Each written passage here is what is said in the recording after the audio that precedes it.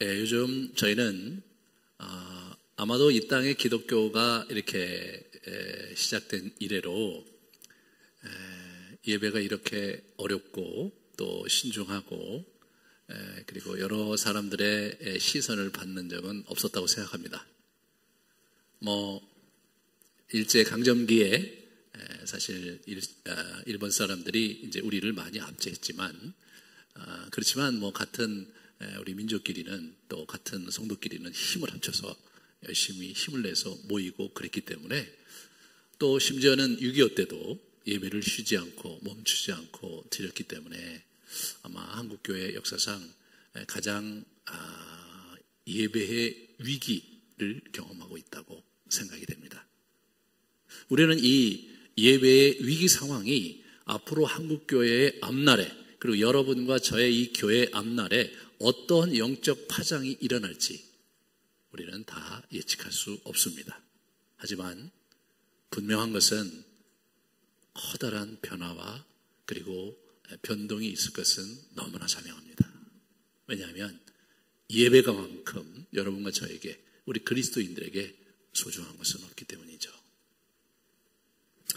오늘 우리 예수님께서 사마리아 지방으로 가셔서 거기서 한 우물가에서 여인을 만나시고 그 여인과 함께 대화하시다가 그 여인의 안에 있는 영혼의 갈망을 보실 뿐 아니라 예배에 대해서 나누시면서 본인이 가지신 예배에 아주 소중한 그러한 가르침을 남겨주셨습니다. 사실 제가 이것을 의도적으로 이렇게 한 것이 아닌데 순번으로 하다 보니까 이게 또 이 본문이 오늘 저희가 같이 나눌 수 있는 본문이 돼서 너무나 신기하고 그리고 하나님께서 우리 주시는 이 예배에 대한 메시지를 잘 우리가 가슴에 품기를 원합니다.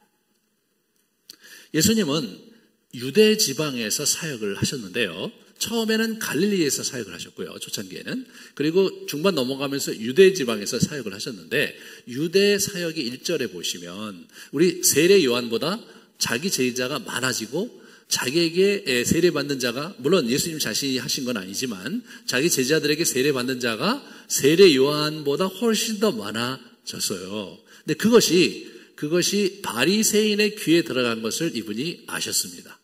그것은 바리새인들이 이제 본격적으로 예수와 그 제자들을 공격하고 나름대로 전선을 형성할 것이 너무나 분명했기 때문에 일단 이분이 이제 쉬는 의미에서 다시 갈릴리로 돌아가시려고 하시는 장면을 오늘 보게 되는 겁니다. 이분이 갈릴리로 돌아가시는데 그런데 사마리아를 지나가시는 거예요.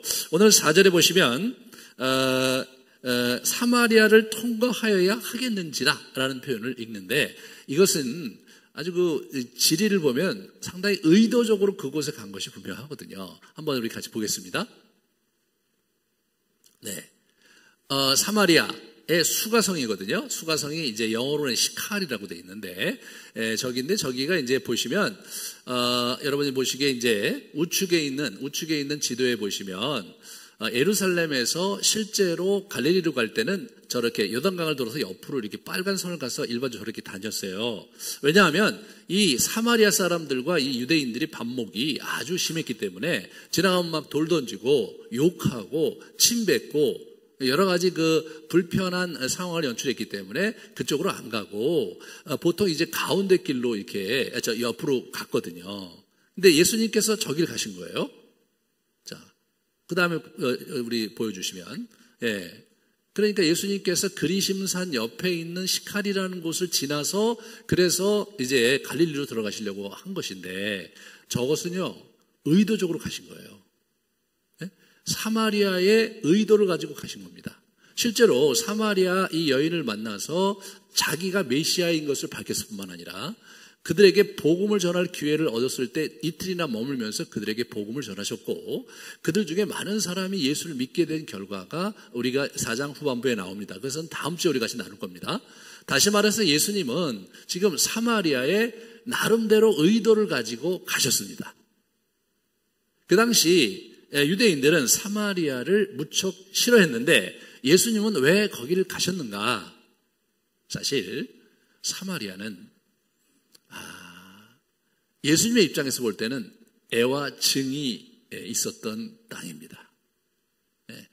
그러니까 거기가 북이스라엘 진영인데 한 9세기경부터 722년까지 북이스라엘이 거기 솔로몬 이후로 이제 북왕국이 있었습니다. 그런데 르호보암이 이제 유다 지방을 다스리고 거기 여로보암이 북쪽을 다스리게 됐는데 여로보암에게 하나님께서 선지자를 보내서 말씀하셨어요. 네가 다윗처럼 나를 섬기면 다윗과 같은 축복을, 다윗의 가문과 같은 축복을 내가 너에게 허락하겠다라고 얘기했음에도 불구하고 이 여로보암이 이제 그 당시 예배처가 딱 한 군데 예루살렘, 유다에 있는 예루살렘이었는데 거기에 자기 백성들이 가는 것을 보고 정치적인 긴장감을 느꼈어요. 그래서 이분이 이상한 짓을 합니다. 그 북쪽에 단과 그리고 남쪽에 베델에다가 단을 쌓고 금송아지를 거기다 갖다 놓고요. 금송아지를 섬기는 그러한 이상한 종교를 만들었어요. 우리 출애기 32장에 금송아지를 만들어갖고 그 하나님께 크게 욕을 받던 과거가 있음에도 불구하고 여로보암이라는 녀석이 왜 그랬는지는 모르는데 그렇게 예배를 중앙 성소 외에는 예배처를 두지 말라는 모세오경의 하나님의 명령을 어기고 이상한 예배처를 만들고 그리고 거기에 레위인이 아닌 사람을 데려다가 제사장을 세우면서 그러면서 북왕국을 유린하게 됩니다. 하나님의 징계로 그의 아들 때에 완전히 이제 그 여로보암 가문은 몰살을 당하지만 그 이후로 스무 왕이 계속 일어났는데 어쩌면 그렇게 똑같이 여로보암의 뒤를 따라서 그들이 예배를 하나님께 드리지 않고 온전히 하나님을 섬기지 않고 바알과 아세라를 섬기면서 하나님과의 대척점에 서게 됩니다. 그때 하나님께서 이 북이스라엘에 대한 애정이 너무나 많으셨기 때문에 여러분과 제가 잘 알고 있는 선지자 엘리야와 엘리사를 북쪽에 보내셔서 여러 가지 이사와 기적을 행하셨어요.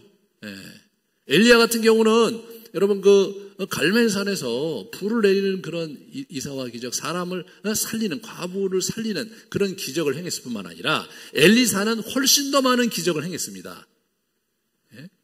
그래서 나아만의 문둥병을 고치고 뭐 죽은 또 과부의 아들을 살리고 또 뭐 아람 군대가 쳐들어왔을 때 그 아람 군대를 기도해서 정말 영적 군대로 물리치고 아주 혁혁한 이사와 기적을 행했던 선지자가 엘리사였습니다.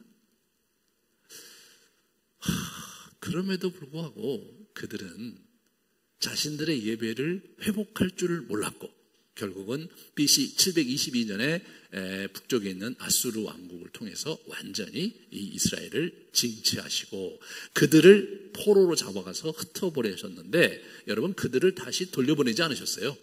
남왕국 유다는 70년 만에 다시 본토로 돌려보냈지만 이들은 아예 흩어버리셨어요. 참 그 애와 증이 서려있는 땅입니다. 여러분 예수님을 대할 때 사람들이 엘리야입니까? 라고 물었어요. 예수님이 엘리야가 아닐까라고 생각을 했어요. 엘리야와 엘리사가 했던 이사와 기적을 예수님이 행하셨거든요. 여러분 이스라엘 역사상 엘리사와 엘리야와 같은 이사와 기적을 행했던 사람은 기록에 남아있질 않아요. 예수님이 꼭 그들과 같이 행하신 거예요. 그러니까 예수님이 사마리아를 자주 가신 이유가 이제 우리가 이제 이해가 이제 될 수 있으실 거예요. 지난 1000여 년 전에 예수님은 AD 30년 어간에 지금 이제 사역을 하고 계십니다. 그러니까 800년 전이니까 그냥 그 어간에 그 이전에 약 1000여 년 전에 정말 이곳에서 엘리야와 엘리사와 함께 북왕국 백성들을 하나님께로 돌아오게 하고 그들을 다시 온전한 예배를 회복해서 하나님과 관계 맺게 하려고 했던 그 수많은 시간과 노력과 그 번민하는 그러한 여러 사건들이 아마 주마등처럼 지나가면서 그 땅을 이분이 걸어가셨던 겁니다.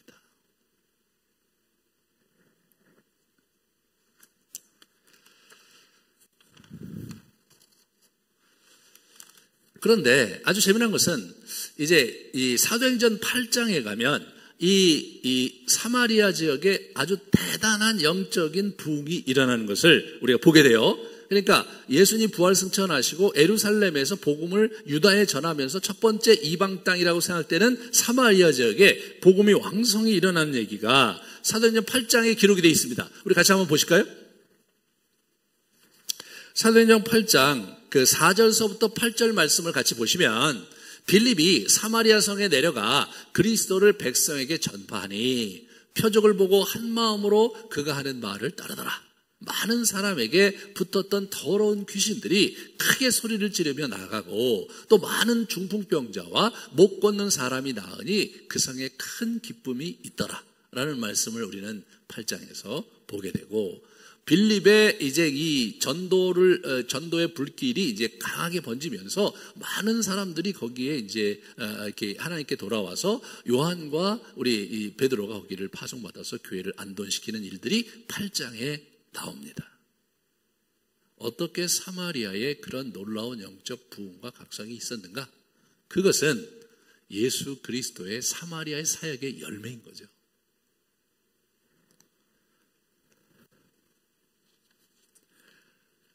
그러므로 예수님께서 이제 사마리아를 들어가셨다는 것이 이제 그냥 지나가시다가 들어가셨다 이렇게 생각하시면 안 되고, 사마리아를 자주 들으라고 하셨는데, 그래서 사마리아 사람들 병도 고쳐주시고 뭐 여러 가지 일들을 하셨는데 그 이유가 이분에게는 있었다. 천년 전에 있었던 그들에 대한 애정이 남아있었고, 그리고 이 사마리아 지역이 다시 하나님께로 돌아오기를 아주 강하게 원하는 마음이 있었다는 거죠. 그래서 이분이 이제 가시다가 야곱의 우물이라는 곳에서 이제 멈추게 됩니다. 이 수가성, 아까도 잠깐 봤는데 이 수가성은 실제로 이 세겜 근처에 있었는데 그곳은 우리 야곱이 요셉에게 준 땅 근처라 이런 표현이 나와요. 이것은 창세기 48장 이렇게 보시면 48장 21절 이렇게 보시면 우리 그 야곱이 자기가 이제 죽으면서 유언할 때 이런 얘기가 하세요. 내가 내게 내 형제보다 세겜 땅을 더 주었더니 요셉에게 이렇게 얘기하는 겁니다. 그러니까 세겜 땅을 줬어요. 요셉에게 특별히. 그러니까 이제 우리 이제 이 사마리아 사람들은 어떻게 생각했냐면 자기들은 요셉의 정통성을 이은 민족이라고 그렇게 생각했어요. 사마리아 사람들은요 모세 오경만 믿었어요. 그 이외에는 구약 성경 안 믿었습니다. 그렇다면 모세 오경에서 굉장히 중요한 사람이 누구냐면 야곱이잖아요. 야곱. 근데 야곱에게서 이제 그 세겜 땅을 요셉에게 불화했는데 사실은 그 요셉은 어떻게 되냐면 야곱의 그 장자권을 물려받은 사람이에요. 그래서 요셉의 아들 에브라임과 므낫세를 이렇게 하나님께서 축복하면서 야곱이 자기의 자녀로 삼았거든요. 그래서 두 분깃을 준 거예요. 이게 장자에게 주는 거거든요. 그러니까 이스라엘의 12지파 할 때 레위 지파가 빠지고요. 레위 지파는 이제 땅이 없었으니까. 그리고 나서 사실은 에브라임 지파, 므낫세 지파 이렇게 나오지 성경에 요셉 지파라고 이렇게 따로 나오지를 않아요. 특별한 경우를 제외하고는. 그런데 이 사람들은 어떻게 생각하냐면 요셉이라고. 네. 오늘 이게 야곱의 우리 조상 야곱의 우물이다 그런 얘기를 여인이 하는데 그것은요 야곱에 대한 프라이드가 굉장히 강한 거예요. 이 유다 사람들은 아브라함의 후손이라는 생각을 갖고 살았거든요. 이분들은 특별히 야곱의 장자인 요셉의 후손이라는 정체성을 가지고 이분들이 나름대로 신앙생활을 하고 있었던 겁니다. 한번 우리 사진들 좀 지도 잠깐 좀 보여주실래요? 네. 저기. 좀 그 앞부분도 있을 텐데, 그죠? 앞부분에 이렇게 두 개가 있지 않나요? 요 밑에 두 개가 있나요? 저기 보시면 에발산과 그리심산 가운데 그 중간에 시칼이라는 수가성이라는 곳이 있죠. 예루살렘에서 쭉 가신 거예요. 그러니까 저기 세겜산에서 옛날에 여호수아서 8장에 보면 그들이 저기서 에발산과 그리심산에서 이렇게 하나님의 계명을 읊으면서 그러면서 언약을 체결했던 장소가 바로 저기입니다. 그러니까 예수님이 사실은 굉장히 유서 깊은 곳에 가신 거예요. 거기서 이제 우물, 야곱의 우물이라는 곳에 이제 가 있는데 야곱이 그 우물을 팠는지 안 팠는지 우리는 알 길이 없는데 다만 그들은 그것이 야곱이 파낸 우물이라고 생각하는 야곱의 우물이 있었던 거예요. 한번 이렇게 사진 좀 보여주실래요? 예. 지금 이제 거기를 기념해서 이제 저렇게 이제 보존을 하고 있는 거죠. 여기서 그는 예수님께서 이제 거기 걸터 앉으셔서 이제 이렇게 쉬는 거에 너무나 고뇌서 제자들은 이제 먹을 거를 이제 사러 갔어요. 예수님이 이제 배고프면 굉장히 이렇게 민감해지시고 막 화도 내시고 짜증도 내시는 그런 분이시거든요. 그래서 뭐가 나무도 말라 비틀어지게 하고 이런 분이니까 예수님이 자주 배고프시다 하면 제자들은 그냥 어떻게든지 가갖고 예수님 먹거리를 준비한 건 아닐까 그렇게 생각이 돼요. 그래서 이제 거기 앉아서 있는데 이분이 이제 물을 이제 기를 수가 없었던 거예요. 이렇게 뒤에 보시면 우리 그 여인이 당신 나한테 물을 어떻게 주냐 두레박도 없으면서 이런 얘기 하는 걸로 봐서 그 우물이 워낙 귀했기 때문에 두레박을 가지고 다녔던 것 같아요. 이제 다른 외지의 사람이 그 물을 먹을 수가 없었기 때문에 먹지 못하도록 하려고 예수님이 거기 걸터 앉았는데 물은 드실 수 없는 그런 상황이었던 거죠. 그런데 거기 한 여인이 오게 됩니다. 그 여인을 보면서 예수님이 작업 비스무리하게 얘기를 걸으세요. 이분은 지금 30대 청년이세요. 이분이 물 기르러 정오에 오는 그 여자를 보면서 물을 좀 달라고 이제 얘기를 합니다. 자, 이제 여러분 우리 한국의 이제 그 조선 여인의 정서 이런 거 우리의 그 시골 정서를 볼 때 여보시오 물 한 모금 먹읍시다. 그러면 사실 거절할 사람은 한 사람도 없을 거예요. 그러시냐고 이렇게 물 한 모금 이렇게 떠드릴 텐데 이 여자가 얘기를 하죠. 아니 당신 유대인으로서 어떻게 여기 나한테 여기 사마리아 여인한테 물을 달라고 하냐 그런 얘기를 이제 건네는 거죠. 굉장히 아주 관계가 안 좋은 거예요. BC 4세기 5세기경에 포로에서 돌아와서 이 사람들이 성전을 재건할 때 사마리아 사람들이 와서 같이 우리도 끼어달라고 그랬는데 유대인들이 완전히 이제 너희들은 피가 섞이고 그랬기 때문에 안 된다. 실제로 완전히 피가 섞여갖고 어떻게 할 수가 없었거든요. 그때 상처를 받아서 르음과 심세라는 사람들이 이거를 어떻게든지 못하게 좌절시키려고 했던 얘기가 에스라서에 나옵니다. 그 이후로 이들이 어떻게 되냐면 저 그리심산에 성전을 짓고 자기들 나름대로 모세 오경을 가지고 하나님을 섬기는 무리들이 있었어요. 그리고 그 이후 계속해서 갈등이 이렇게 비화됐는데 BC 2세기경에 이게 굉장히 여러 가지 기록이 남아 있는데 그 중에서 이 외경의 집회서에 아주 재미난 표현이 나와요. 한번 같이 보겠습니다. 집회서에 뭐라고 나왔냐면 이거는 외경이에요. 정경이 아니고 내가 마음으로 미워하는 민족이 둘 있고 세 번째 것은 민족이라 할 수도 없다. 세일산과 블레셋에 사는 사람들 그게 마음으로 미워하는 두 민족이죠. 세일산은 에돔 족속이고 또는 이두메고 그 다음에 블레셋에 사는 사람들 있었죠. 세겜에 사는 어리석은 자들이 그들이다. 세겜에 사는 어리석은 자들 이게 누구예요? 이게 사마리아인이거든요. 이 세 번째 것은 민족이라도 할 수 없다. 이게 여러분 이게 글에 나오는 얘기예요. 아주 그냥 깔아 뭉개고 그러는 거예요. 이게. 그래서 이제 굉장히 서로 반목을 하고 이제 그랬던 거를 우리가 이제 역사를 통해서 이제 확인할 수가 있고 예수님 당시에도 아마 이런 일들이 굉장히 많았던 거예요. 그래서 아까도 말씀드렸지만 이 사람들은 이제 요셉의 후손이라고 생각하니까 여러분 이분들이 요셉의 후손이라고 생각하고 이제 유다라고 생각하잖아요. 유다 지파라고 생각한다고요. 이 사람들은 그렇게 되면 어떻게 되냐면 장자권이 우리에게 있잖아요. 요셉이 장자권을 가졌거든요. 그러므로 이렇게 아래로 이렇게 꼬나보고 내려보고 있었던 거예요. 이 사람들 나름대로는. 그런데 유대인들은 또 유대인들대로 아주 그것을 못마땅하게 생각해서 아주 이방인 취급을 하고 그랬어요. 이런 기록이 남아 있어요. 사마리아의 빵을 먹는 사람은 돼지고기 먹는 사람 같다. 이런 표현들. 그들은 계명은커녕 계명의 잔재조차 없다. 그러므로 그들은 의심스러운 자들이며 타락한 자들이다. 이런 아주 그냥 노골적으로 우리가 사실은 일본 사람들 생각하는 것보다 훨씬 더 감정적으로 적대시하고 그랬던 걸 보게 돼요. 예수님의 제자들도 한때 이 사마리아 사람들한테 몹시 화를 낸 흔적이 있어요. 우리 누가복음 9장 51절 이렇게 보시면 이렇습니다.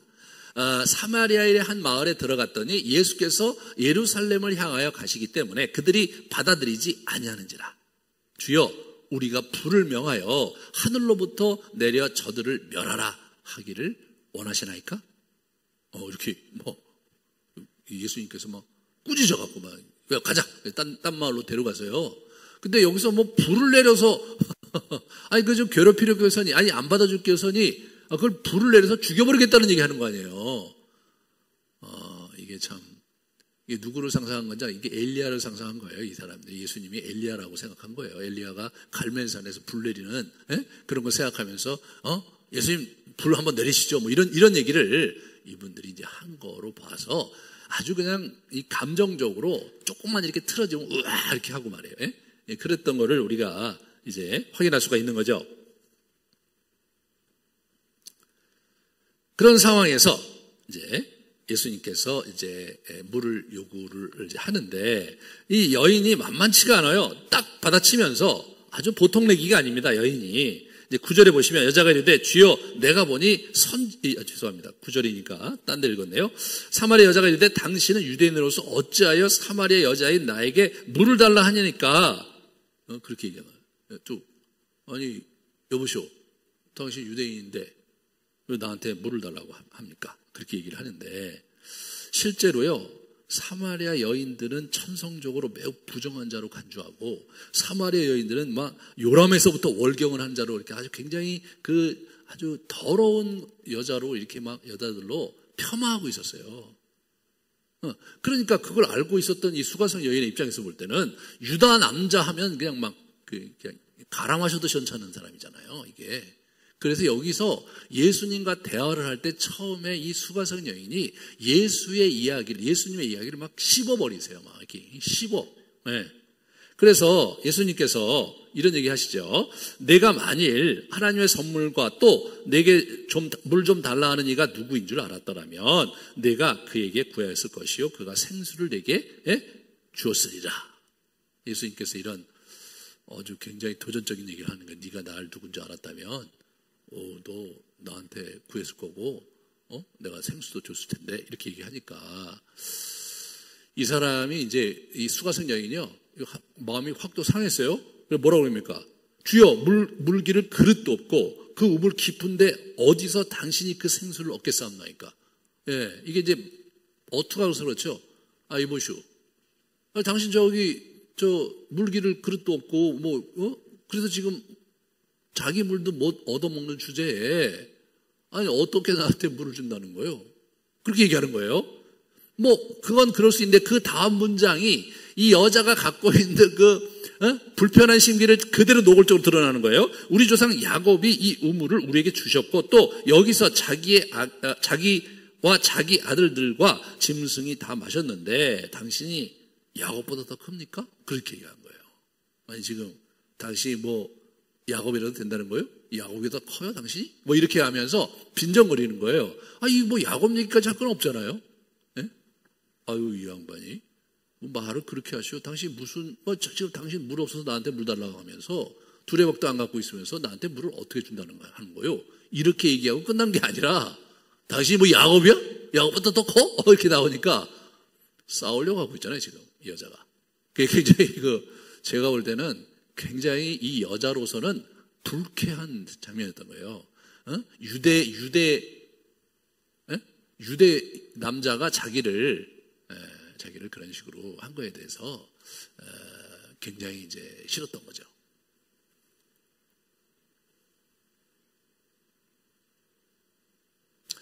참 이런 거 보면 예수님이 좀 짓궂은 데가 있어요. 예수님이. 그러면서 이제 이 물을 마시는 자마다 다시 목마르려니와 내가 주는 물을 마시는 자는 영원히 목마르지 아니할지니 내가 주는 물은 그 속에서 영생토록 솟아나는 샘물이 되리라. 그렇게 얘기하신 거예요. 그러니까 이제 내가 주는 물을 마시는 것은 영원히 목마르지 않겠다 이런 얘기를 하시는 거죠. 그러니까 한 발짝 더 나가신 거예요. 갑자기 이분이 그래? 내가 주는 물은 네가 갖고 있는 물과 다른데 그 물은 네 안에 들어가면 샘물이 돼갖고 영원히 목마르지 않을 텐데, 이런 얘기를 예수님께서 하신 거죠. 그러니까 이 여자가 이제 또 약간 이제 씹어 먹죠. 예수님 말을. 뭐라고 하냐면, 주여 그런 물을 내게 주사 목마르지도 않고 또 여기 물 기르러 오지도 않게 하옵소서. 그래요? 그럼 내게 한번 줘보시오. 그럼 내가 여기 물 길러 오지 않아도 되겠네. 목 안 마르니까. 이렇게 얘기를 한 거예요. 사실 이 여자 입장에서 볼 때 말도 안 되는 소리를 계속 이 양반이 하시는 거 아니에요. 날 언제 봤다고? 아니 지금 여기 자기가 뭘 안다고? 막 이렇게 생각하신 것 같아요, 이분이. 그러니까 예수님께서 계속 얘기하는데 예수님은 그걸 들으면서 계속 약간 약 올리는 듯, 약간 이 여자를 막 이렇게 치고 저렇게 치는 거예요. 그러다가 그 얘기 듣고 결정타를 날리십니다. 가서 네 남편 데려와봐. 이렇게 얘기하는 거예요. 갑자기 남편 얘기를 하는 거예요. 근데 이게 이 여자의 약점이에요. 갑자기 신상 털기를 하거든요. 갑자기 여러분, 이게 의표를 찌를 때 사람이 자기도 모르게 얘기를 하잖아요. 이렇게 막 이렇게 화가 나갖고, 이거 뭐 물이 그런 물이 있으면 나도 한번 줘보시오. 그럼 나 뭐 물도 안 길어오고 참 좋겠네. 이렇게 얘기를 할 거 아니에요? 그런데, 예수님께서 거기다 대고, 남편 좀 데려와봐. 이렇게 얘기하면 어떻게 됩니까? 아니, 이 양반이 왜 남편이야? 이렇게 얘기하는 게 아니라 그 말에 답하게 돼 있어요. 나 남편 없는데, 이렇게 자기도 모르게. 그렇죠? 그렇게 답을 하죠. 남편이 없는데 저는 이렇게 엉격결에 답을 했는데, 엉격결에 한 답을 예수님이 딱 집어다가, 네가 말 잘했다. 너 결혼을 5번이나 했고 지금 같이 사는 남자도 네 남편이 아니니 네가 남편이 없다는 말이 옳다. 그런 얘기를 한 거예요. 이야, 진짜 예수님께서 아주 그냥 그 여자의 약점을 딱 물고 약간 좀 야비하시는 거 아니에요? 그런 그 여자가 갖고 있는 과거의 아픔과 그런 신상에 정말 다른 사람에게 알리고 싶지 않은, 적어도 길 가다는 사람한테 절대로 알리고 싶지 않은 자기의 과거를 예수님 쓱 들추면서 이 여자한테 확 뒤집어 씌우는 거니까 예수님도 만만치가 않았죠. 여기서 이제 우리가 한 가지 생각해 봐야 될 것은, 그래서 이 여자가 남편이 5이니까 사람들은, 어떤 학자들은 이 사람이 행실이 좋지 못한 여자로 이렇게 얘기하고, 거의 몸을 막 굴리는 여자 아니냐, 이런 얘기를 이제 하면서, 그리고 이제 정오에 물 떨어온 것도 사람 동네에서 눈총을 피하기 위해서 아무도 정오에 물을 길러 오지 않았거든요. 아무도 오지 않는 그때 틈타서 거기 온 거다. 이렇게 해석하시는 분들이 있어요. 근데 그것은 완전히 잘못 생각하신 거예요. 왜냐하면 이분은 지금 유대인이 아니에요. 유대 여자가 아니란 말이에요. 그러니까 이분이 결혼을 몇 번 해도 상관이 없는 거예요. 그리고 사실은 이제 고대에 어떤 여자가 있는데 그냥 이 남자 저 남자 눈 맞아서 산 게 아니라 정식으로 결혼해서 5번을 결혼할 수 있는 여자는 흔치 않죠. 흔치 않은 거예요. 왜냐하면 결혼이라는 게 당사자가 이렇게 하고 마음에 들어서 결혼을 하는 게 아니고, 그죠? 그냥 마음에 들어서 지금까지 같이 살 수는 있을지 모르지만 5번 결혼했다는 것은 이 집안이 대단한 집안이죠. 대단한 집안인 거예요. 뒤에 보시면 알겠지만 이 여자가 그래서 예수님 메시아인 걸 알고 자기 마을에 가서 사람들한테 막 얘기하면서, 야, 내가 메시아를 만났다 해갖고 사람들을 다 데리고 오거든요. 여러분, 만약 이 여자가 행실이 나쁘고 동네에서 눈총 받은 여자였다면 이 여자 얘기를 누가 믿었으며, 설사 또 이 여자가 또 그렇게 가서 사람들 앞에 그런 얘기 할 수 있었겠어요? 저는 이분은 그 지역 유지의 딸이거나 유지의 어떤 배경이 있는 그런 여자다. 아주 능력이 있는 그런 여자였을 거다. 그러면 왜 정오에 왜 거기를 갔느냐? 그냥 그날따라 정오에 가고 싶어서 갔겠죠. 그럴 수도 있는 거 아니에요? 그냥 어느 날 너무 무료하고, 물이 좀 있어야 되는데 그냥 날이 뜨겁기만 하지만 오늘은 왠지 가고 싶어. 그래서 투벅투벅 갔을 수 있겠죠. 사람의 눈을 피해서 갔는지는 어떻게 알아요? 그걸 여기 본문에서. 이 여자 무척 똑똑한 여자입니다, 여러분. 아주 대단한 여자예요. 당차게 예수님을 막 치받는 거 보세요. 보통 여자가 아닌 거예요, 이 여자는. 그런데 이 여자가 비범한 것은 어디서 드러나느냐면 자신의 신상을 털었어. 너 5번이나 결혼했고, 지금 같이 사는 남자도 네 남편이 아니니까, 네가 남편이 없는 건 맞네. 여러분, 만약 여기 있는 우리 여자분들이 이런 얘기를 들었을 때 어떻게 반응했을까요? 저는 굉장히 기분이 나빴을 것 같아요. 막 너무너무 기분이 나빴을 것 같아요. 아니, 이 양반이 어디서 무슨 소리를 들어왔는지 모르지만 내가 5명이 있든 6명이 있든 당신이 무슨 상관이야? 여러분, 이렇게 나오지 않겠어요? 이렇게 나오지 않겠어요? 이 사람 좀 이상한 사람이네. 그런 일을 어떻게 알고 다니는 거야, 도대체? 그렇게 불쾌하게 나왔어야 될 그 지점에서 이분이 갑자기 선지자시군요. 이렇게 나와요. 선지자시군요. 이거는요, 이 여자가 신앙생활 열심히 한 여자인 게 분명한 거예요. 이 여자가 기도 많이 하는 여자인 게 너무나 분명한 겁니다. 네. 영적으로 뭔가 갈망이 있고 갈증이 있고 여호와 하나님에 대한 그런 열정이 있기 때문에 얘기하다 보니까 이 사람이 내 신상을 터는 거를 보고 불쾌한 게 아니라 이 양반 대단한 분이네. 그런 걸 아는 거 보니까 이 양반 선지자네. 그렇게 영적으로 반응한 거예요. 그러고 나서니까 이분이 자기의 굉장히 중요한 질문을 거기서 던지는 거죠. 우리 조상들은 이 산에서 예배하였는데 당신들의 말은 예배할 곳이 예루살렘에 있다 하더이다. 와, 이게 갑자기 이 질문이 나오는 게 너무 신기한 거예요. 네. 선지자라는 거 듣자마자 선지자세요? 어디서 오셨어요? 이렇게 물었다든가. 요즘 유대 땅에 예수라는 유명한 선지자가 나왔다고 하는데 혹시 예수님이세요? 이런 식으로 나온 게 아니에요. 거두절미하고 이분이 갖고 있었던 굉장히 중요한 신앙적 질문을 던진 거죠. 선지자라는 보니까 내가 정말 묻고 싶었던 게 있었는데 한번 묻겠습니다. 유대인 당신들은 예루살렘에서 거기서 꼭 예배를 드려야 된다고 하는데 우리 조상들은 여기 그리심산의 성전에 옛날부터 제사를 드렸는데 이게 어떤 게 옳습니까? 어떤 게 맞는 겁니까? 이 여자는 그게 궁금했던 거죠. 이 여자는 내가 예배를 드리는데 이게 제대로 된 예배일까? 내가 제대로 된 곳에서 제대로 예배를 드리는 걸까에 대해서 이분이 질문이 있었던 거예요.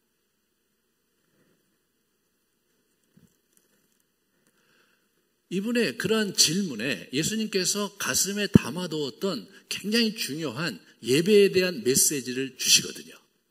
그건 무엇을 의미하냐면 이 여자가 갖고 있었던 영적 갈망이 무엇인지를 꿰뚫고 그 부분을 건드리시면서 그 여인에게 그 자신의 선물을 주려고 하는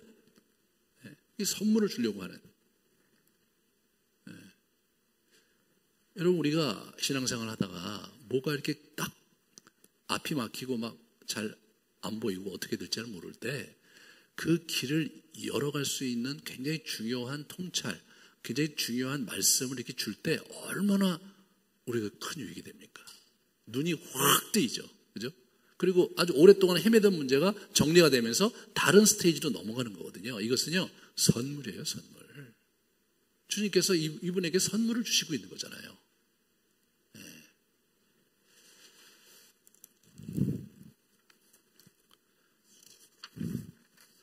그래서 사실 예수님이 참된 예배로 우리 여인을 초대하고 있는 것을 보게 됩니다.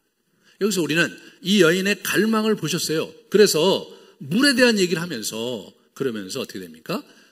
이게 영생하도록 솟아나는 샘물이 될 것이다. 이게 샘물이 뭐냐? 샘이 될 것이라는 거예요. 내 물을 먹으면 네 안에 샘이 만들어진다는 거예요. 그 샘에서 계속 나와도 다음이 없는 그런 생명수가 계속해서 흘러나올 거다. 그런 얘기를 하셨어요. 근데 이것이 7장의 해석이 돼요. 요한복음 7장에 이게 뭔지 해석이 되거든요. 누구든지 목마르거든 내게로 와서 마시라. 나를 믿는 자는 성경의 이름과 같이 그 배에 생수의 강이 흘러나오리라 하시니, 이는 그를 믿는 자들이 받을 성령을 가리켜 말씀하신 것이다. 성령을 말씀하시는 거예요. 예수님 물을 얘기하시는데 그게 성령인 거예요. 예수님께서 우리의 영혼의 갈증을 해결하시고자 우리에게 성령을 허락하실 것이고, 성령이 우리 안에 계시면 그 성령이 어떻게 됩니까? 그 성령이 우리 안에서 샘이 돼서 계속해서 콸콸콸콸 우리의 영혼에 필요한 생명수를 공급해 주실 것이고, 그것은 담이 없는, 더 이상 목마르지 않는 영혼의 양식을 그리고 생수를 우리에게 부어주실 것이라는 거죠. 그러면서 예배 얘기를 하시는 거예요. 예배 속에서 그 성령을 우리가 받고, 예배 속에서 우리 안에 있는 성령이 역동해서 활성화되면서 또 역사하시면서 우리 안에 생명력을 불어일으키는 이런 놀라운 역동을 지금 예수님께서 말씀하고 계신 거예요. 이 예배라는 것은 이 생명수와 같은 성령께서 우리 안에 오시고 우리 안에 우리와 하나가 되시고, 그분이 하나님의 놀라운 역사와 은혜와 은총과 생명력을 우리 영혼에 부어주시는 역동이 일어나는 것, 그것이 바로 예배거든요. 이게 연결이 되는 거예요.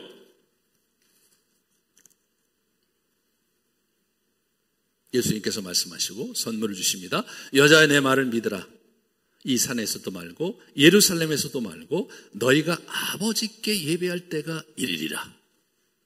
그리고 나중에 보면 이때가 바로 그때다, 그렇게 얘기를 하시거든요.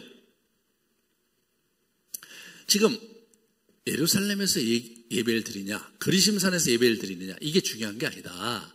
장소가 중요한 게 아니라 아버지가 중요하다. 누구에게 예배 드리냐가 중요하다. 그 얘기하는 거예요. 누구에게 예배 드리냐가 중요하다.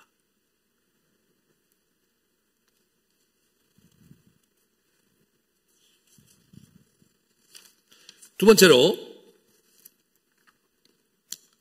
22절에 너희는 알지 못하는 것을 예배하고 우리는 아는 것을 예배하노니 이는 구원이 유대인에게서 남이라.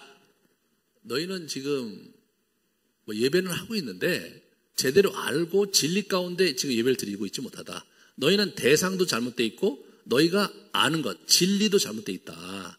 그거는 유대인에게 있는 거다. 그런 얘기를 하세요. 유대인에게 있는 거다. 유대인들은 그걸 알고 지금 하나님을 예배하고 있는 거다.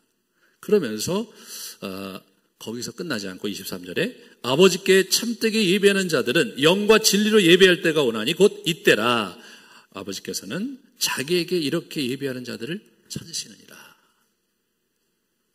진리와 영과 진리로 예배하는 자를 찾으신다는 거예요. 그러므로 이 여인에게 소망이 있다는 얘기를 하는 거죠. 하나님은 영이시다. 아버지가 누구냐? 하나님은 영이니까 예배하는 자는 영과 진리로 예배해야 된다. 그 말씀을 하시는 거죠. 하나님은 영이므로 영으로 우리가 예배를 드려야 되는 거죠. 우리가 갖고 있는 어떤 장소 이런 게 중요한 게 아니고, 우리가 갖고 있는 복식 이런 게 중요한 게 아니고, 우리가 갖고 있는 어떤 형태가 중요한 게 아니라 영이심으로 영으로 드려야 된다. 영으로. 이것은 상당히 의미심장한 겁니다. 지금 유대인들도 지금 뭡니까? 영으로 드리는데 실패하고 있는 거예요. 여기 지금 이 사마리아인들도 영으로 하나님께 예배드리는 걸 실패하고 있는 겁니다. 예수님께서 성전 예배를 굉장히 못마땅해 하셨잖아요. 격식과 형식은 있는데 영이 없어요. 영이. 하나님을 예배하는 영이 없어요. 두 번째로 진리. 진리는 무엇입니까? 지금 이 사람들, 사마리아 사람들은 진리가 없어요. 예배는 드리는데 진리가 없어요. 진리는 무엇입니까? 하나님의 말씀이죠. 성경에 있는 말씀을 속에서 얘기하는 하나님이 어떤 분이시고, 그리고 성경에서 얘기하는 예배는 어떻게 드려야 되고, 그 말씀에서 우리가 감동을 얻고 깨우침을 받아서 하나님께 예배를 드려야 된다. 영으로 드려야 되고 말씀에 따라서 바로 드려야 된다. 그 얘기를 예수님께서 하시면서 그렇게 예배하는 자를 하나님께서 찾으신다는 거죠. 하나님께서 그러한 예배자를 찾으신다는 이 말이 저와 여러분에게 사실 소중하게 소중하게 이렇게 우리가 붙들어야 될 말씀입니다. 예수님께서는 참된 예배가 아닌 것, 참된 제사가 아닌 것을 구약에 보면 엄청나게 싫어하셨거든요. 그 첫 번째 인물이 사울이에요. 우리 사무엘상 15장 말씀을 같이 보시면 그 마땅히 멸할 것 중에서 가장 좋은 곳으로 길갈에서 당신의 하나님 여호와께 제사하려고 양과 소를 끌어왔나이다. 아말렉과의 전투 때 모든 살아있는 생물을 죽이라고 명령을 받았는데 그 얘기를 받은 사울이 사람은 죽였는데 저걸 가져오면서 자기 부하들에게 주려고 했는데 사무엘이 지적을 하니까 사실 제사를 또 드리려고 가져온 거라고 그냥 그렇게 얘기를 한 거예요. 그 다음에 이렇게 보시면 밑에 순종이 제사보다 낫고 듣는 것이 순양의 기름보다 낫다. 순종이 제사보다 낫다는 얘기를 하는 거예요. 하나님의 말씀에 순종하는 자가 드리는 예배가 진정한 예배다 이거예요. 하나님의 말씀에 순종하지 않는 진리가 없는 자의 예배는 하나님이 안 들어주신다 이거예요. 안 듣는다는 거예요. 안 듣는다는 거예요. 제사를 그냥 드리면 되는 게 아니에요. 하나님이 받으시는 예배를 드려야 그게 진짜로 우리에게 유익한 예배와 그리고 우리의 생명력의 원천이 되는 예배가 되는 것이다. 두 번째로 구약에 보시면 이 등불을 꺼뜨리지 말라는 얘기를 이제 하는 거예요. 자, 이제 성소의 등불과 성막 앞에 제단의 등불을 꺼뜨리지 말라는 명령을 하시면서 제단의 불을 항상 꺼뜨리지 마라 그런 말씀을 하세요. 우리 출애굽기 27장 20절 21절을 같이 보시면 아론과 그의 아들들로 회막 안 증거궤 앞 휘장 앞에서 저녁부터 아침까지 항상 여호와 앞에 그 등불을 보살피게 하라. 7 등잔에서 불이 계속해서 유지되는 거예요. 그 다음에 이제 레위기 6장에 보시면 제단의 불이 그 위에 꺼지지 않게 할 것이요 제단 위에 불은 항상 피워 꺼지지 않게 할지니 불은 끊임없이 제단 위에서 피워 꺼지지 않게 해야 된다. 불을 꺼뜨리면 안 된다. 항상 여호와께 제사할 수 있도록 준비되어야 된다 이거예요. 당신의 언약 백성들이 여호와 앞에서 회개하고 여호와 앞에서 요청하고 여호와 앞에 은혜를 구하는 것은 24시간 풀 가동할 수 있도록 지켜야 된다 이거예요. 이 불 얘기가 여러분 그 다음에 출애굽기에 나오는 얘기를 같이 이제 볼게요. 출애굽기 13장 말씀을 보면 낮에는 구름 기둥과 그들의 길을 인도하고 하시고 밤에는 불 기둥을 그들에게 비추사 낮이나 밤이나 진행하게 하신다.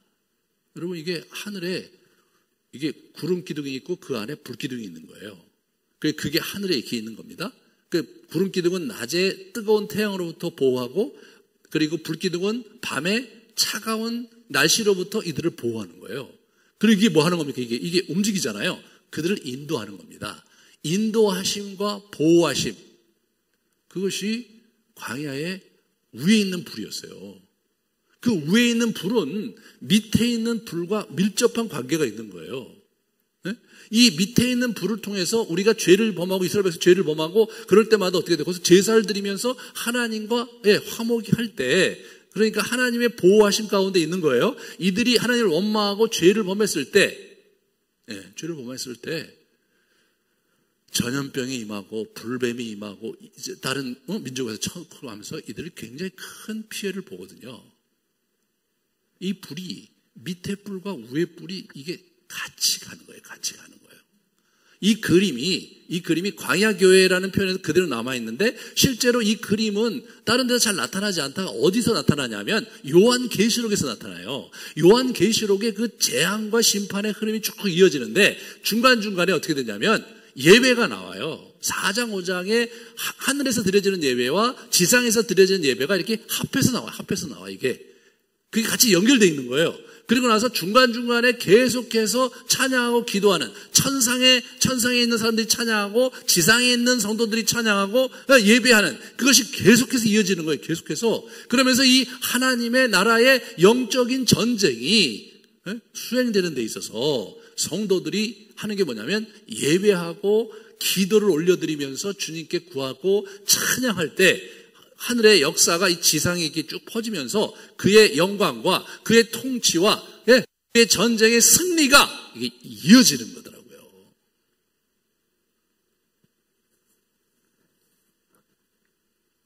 왜 하나님께서 신령과 진정, 영과 진리로 예배하는 자를 찾으시는가? 그 예배 가운데 하나님의 나라의 역사가 일어나고 그 예배드린 자 가운데 그의 나라가 임하며 하나님의 임재가 임하며 그리고 이 땅의 어둠의 권세 속에서 빛의 역사가 일어나는 그 굉장히 중요한 원동력이 바로 거기에 있기 때문인 거예요. 하나님 나라의 지상사역의 성패는 영과 진리로 예배하는 그룹에 있는 것입니다, 여러분. 이게 잘 기능하지 않으면 광야에서 이스라엘 백성이 엄한 일을 당했듯이 우리가 엄한 일을 당할 수 있는 겁니다.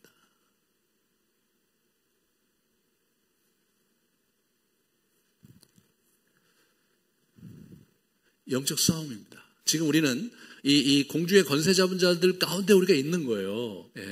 있는 겁니다. 우리가 예배를 하나님께 온전히 드리는 것이 영적 전쟁의 가장 중요한 성도가 해야 될 일인 거예요. 우리가 여기서 하나님께 찬양하고 우리가 하나님의 말씀을 선포하고 하나님께 간절히 부르짖어 기도할 때에 우리는 다 이해할 수 없지만 천상의 예배에 우리의 예배가 클릭이 되면서 그러면서 그분의 능력이 우리 안에 부어지는 거더라고요.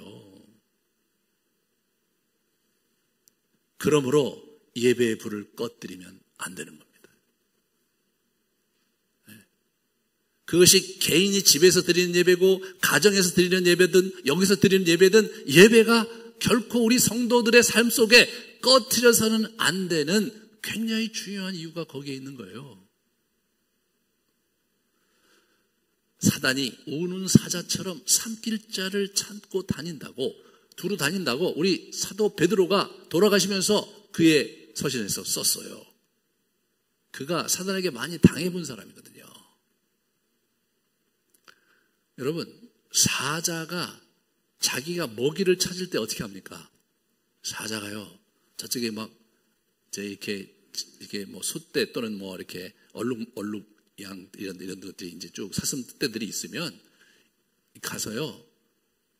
가장 실하고 기름진 놈, 괜찮은 놈 잡아먹지 않아요. 누굴 잡아먹습니까? 이렇게 하다가 어느 틈에 이제 자기들의 이제 존재가 노출이 되면 그 이제 사슴떼에서 딱 신호를 보내면 걔들이 도망가요.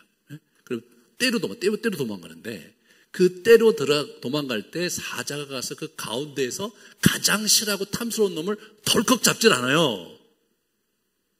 뒤처지는 놈, 절룩거리는 놈, 모두 다가 이 방향으로 가는데 저쪽으로 가는 놈, 그 잡아먹습니다. 우리는 지금 전쟁 중입니다. 영적인 전쟁 중이에요.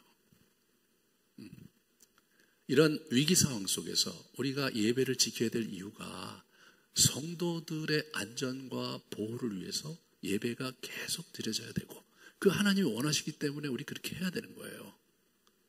만약 이런 부분에서 우리가 자칫 이 예배의 불을 꺼뜨리면 어떤 일이 벌어집니까?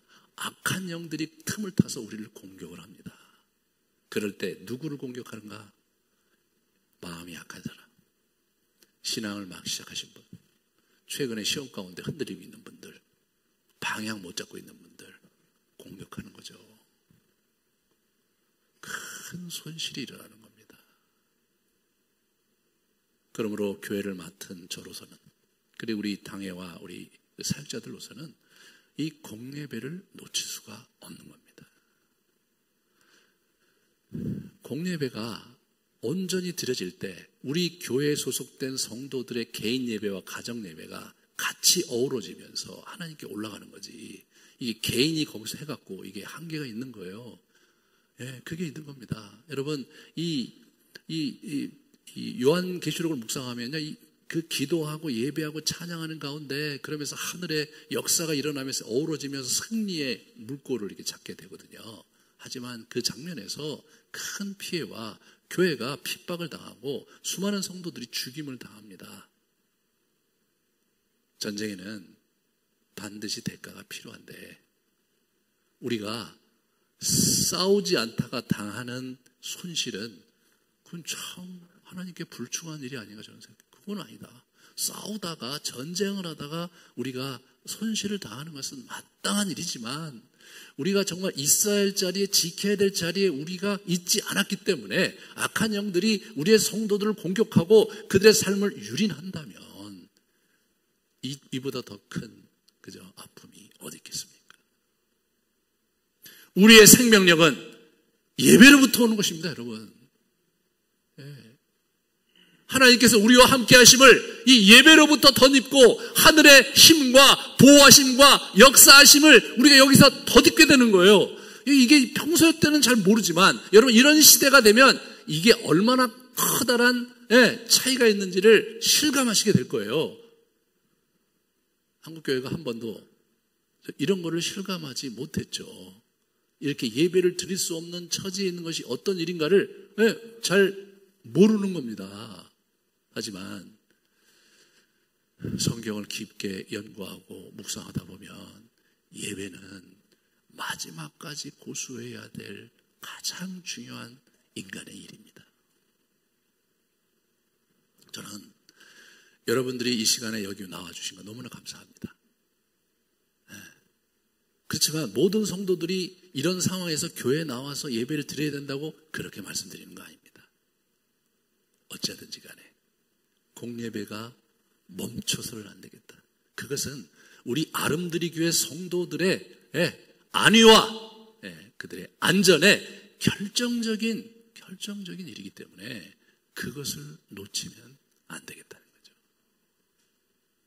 이재명 지사가 막 하면서 여러 가지 얘기를 하면서 제발 가지 말라고 그러고, 또 이재명 지사가 이제 오늘 주말을 보면서 정말 종교 집회를 강제로 금지시켜야 될지 고민하겠다, 그런 얘기를 해요.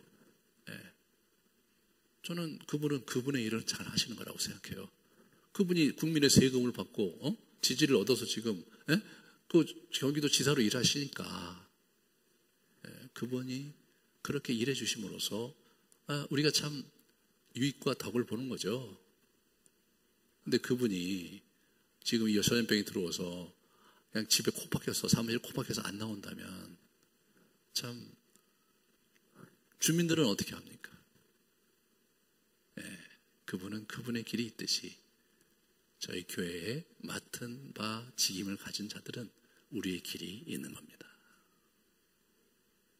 우리의 소중한 가치를 지키면서 성도의 안위를 고민하고 기도하면서 지켜내야 될 책임이 저는 우리에게 있다고 생각이 됩니다. 그리고 이런 상황일수록 이 연약한 자들을 돌봐야 됩니다. 그들을 위해서 기도하고, 그들을 우리가 전화도 걸어주고, 시험에 들지 않도록, 악한 영이 그들의 마음을 빼앗지 않도록 우리가 으쌰으쌰하면서 기도로서 보호해야 될 책임이 여러분과 저에게 있습니다.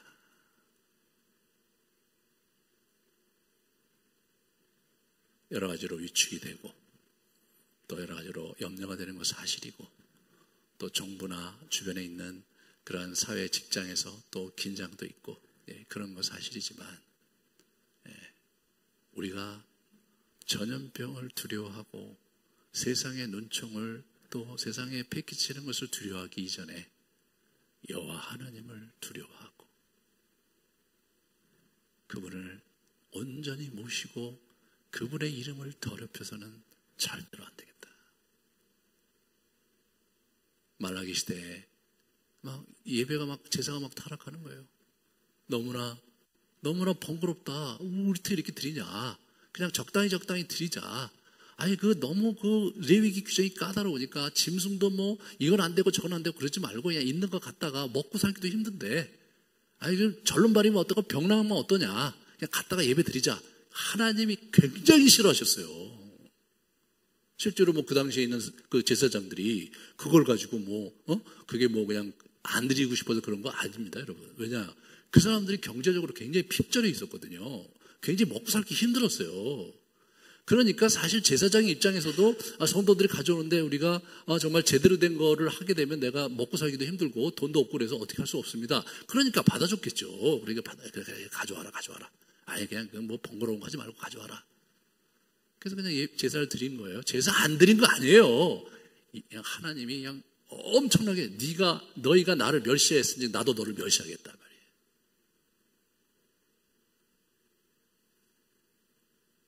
우리가 우리의 예배의 정신을 놓친다면 우리는 모든 것을 잃게 될 수도 있습니다. 그렇다고 해서 제가 정부가 하는 일을 정면으로 반박하면서 주변에 있는 주민은 어떻게 될지 상관없이 우리는 우리의 길을 가겠다, 그런 얘기 하는 거 아닙니다. 그런 거 아니에요. 아니, 회사들 멀쩡하게 지금 회사들 다 다니고 있고, 아이고 저기 관공서에 있는 거기 우리 공무원들 열심히 일하고 있잖아요.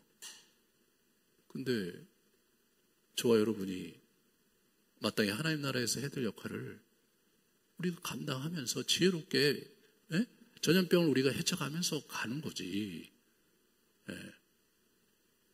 나라를 섬기는 자들도 그들의 녹을 먹고 나라를 위해서 봉직하는데 하늘나라를 섬기는 저와 여러분이 마땅히 우리가 지켜야 될 자리를 지키는 것은 너무나 당연한 것입니다. 같이 우리 기도합시다. 우리가 영과 진리로 예배하는 예배를 멈추지 않고 이 어려운 때를 기도함으로 인내로서 지켜갈 수 있게 해달라고, 그리고 이 자리에 같이 참여하지 못한 우리 성도님들 기억하시고 그들이 있는 곳에서 예배드리고 또 찬양하고 기도할 때 주님께서 이곳에 있는 우리에게 허락하셨던 동일한 은총과 축복을 부어달라고 우리 같이 통성으로 기도하시겠습니다.